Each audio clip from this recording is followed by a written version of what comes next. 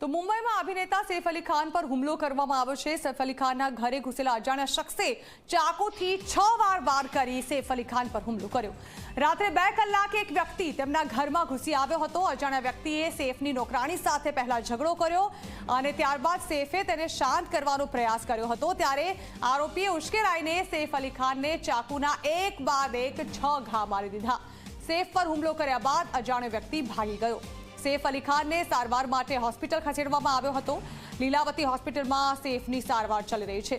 સૈફને કુલ 6 ઘા વાગ્યા છે, જેમાં 2 ઘા ઊંડા હોવાની હોસ્પિટલે માહિતી આપી છે। સૈફના ઘરે ચોરીનો પ્રયાસ થયો હોવાનું તેનું ટીમે નિવેદન પણ આપી દીધું છે। પોલીસ અને ક્રાઇમ બ્રાન્ચની ટીમ આ મામલે તપાસ કરી રહી છે। ઘટનાની તપાસ માટે મુંબઈ પોલીસે 7 સભ્યોની એક ટીમ બનાવી છે, જે દરેક એંગલથી ઘટનાની તપાસ કરી રહી છે।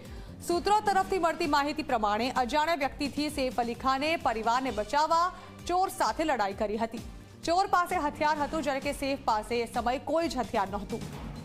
મુંબઈ પોલીસે આપેલી માહિતી પ્રમાણે એક અજાણ્યો વ્યક્તિ મોડી રાત્રે તેમના ઘરમાં ઘૂસી ગયો હતો, જે સૈફના બાળકોના રૂમમાં ઘૂસ્યો હોવાની માહિતી છે। નૈની અરિયામા ફિલિપ્સને કોઈ અજાણી વ્યક્તિએ પકડી લીધો। તે ચીસો પાડવા લાગી ત્યારે સૈફ અલી ખાન આગળ આવ્યો અને ત્યારે જ અજાણ્યા શખ્સે સૈફ અલી ખાન પર હુમલો કરી દીધો। આ હુમલામાં સૈફ અલી ખાન અને તેની હાઉસકીપર બંને ઘાયલ થયા છે। સૈફ અલી ખાનની સર્જરી પણ કરી દેવામાં આવી છે અને શરીરમાંથી લગભગ 3 ઇંચ જેટલા ધારદાર ટુકડો પણ બહાર કાઢવામાં આવ્યો છે।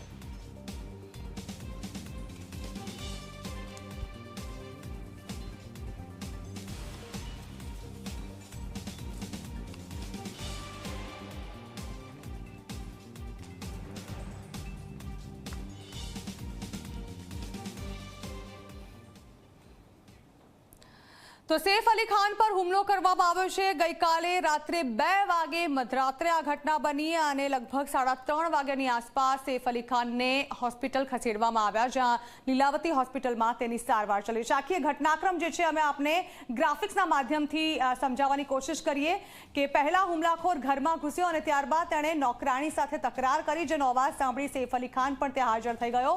સૈફ અલી ખાને આ હુમલાખોર છે તેને રોકવાની કોશિશ કરી અને તેની સાથે જે ધારદાર હથિયાર લઈને હુમલાખોર આવ્યો હતો તેના વડે તેણે સૈફ અલી ખાન પર હુમલો કર્યો। તેણે એક બાદ એક 6 જેટલા તીક્ષ્ણ હથિયારના ઘા સૈફ અલી ખાન પર ઝીંકી દીધા।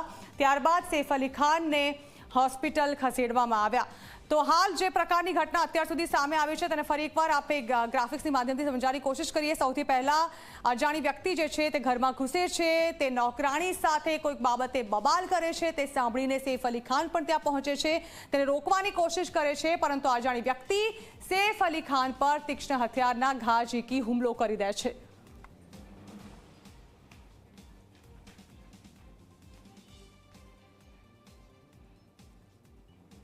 તો આ પ્રકારે આખી ઘટના સામે આવ્યા બાદ મોડી રાત્રે જો આખા સમય પ્રમાણે ઘટનાને સમજાવવાની કોશિશ કરીએ તો મોડી રાત્રે લગભગ 2:30 વાગે સૈફ પર હુમલો થયો છે।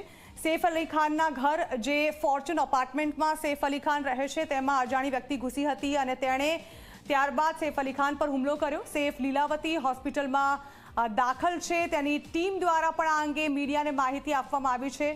કહેવામાં આવી રહ્યું છે કે આ હુમલો કરી અજાણ્યો શખ્સ પાછળની સીડીઓ પરથી ફરાર થવામાં સફળ થયો હતો।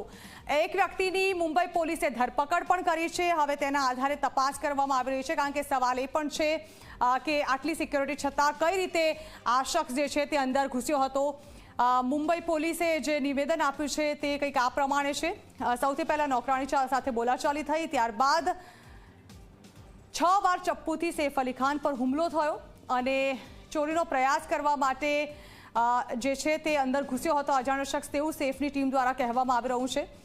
પરંતુ નોકરાણી સાથે પણ બબાલની ઘટના સામે આવી છે। હવે સવાલ એ પણ છે કે આખરે આ જે ચોરીના ઈરાદે આ શખ્સ ઘૂસ્યો હતો તો તે નોકરાણી સાથે બોલાચાલી કરી રહ્યો હતો, નોકરાણી સાથે પરિચિત વ્યક્તિ હતો આ, એ પણ એક સવાલ છે।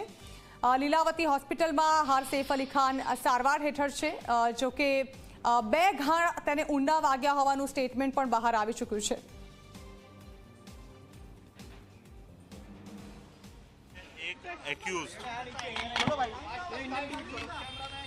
एक्टर के घर पे गया था, ऐसा इन्वेस्टिगेशन में पता चला है।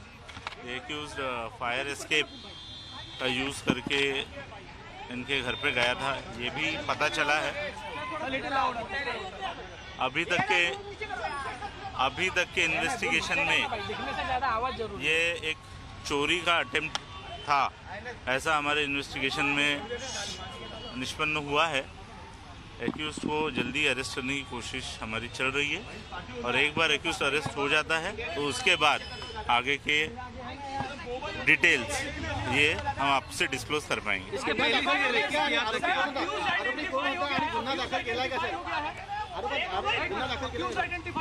एक एक्यूज्ड आइडेंटिफाई हो चुका है,